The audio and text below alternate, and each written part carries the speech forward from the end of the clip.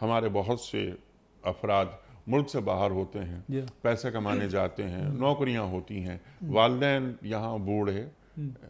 पाकिस्तान में रहते हैं, तो उन्हें बड़ी ख्वाहिश होती है बच्चों को कि अपने वालिदैन की खिदमत कर सकें, लेकिन वो नहीं आ पाते। बावजूद वालिदैन तलब करते रहते हैं और दुआ करते रहते हैं कि हमारे बच्चे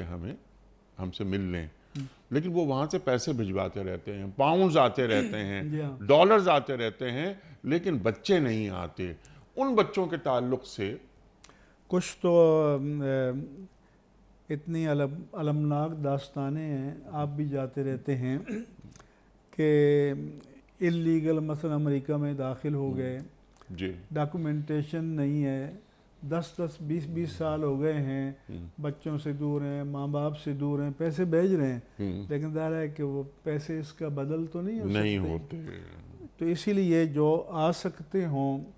उन्हें वक्तन फ़वक्तन, साल के बाद, 2 साल के बाद, जिनकी ज़्यादा माली हैसियत है, साल में 2 मरतबा उन्हें अपने माँ बाप के पास आना चाहिए। वहाँ बुला सकते हों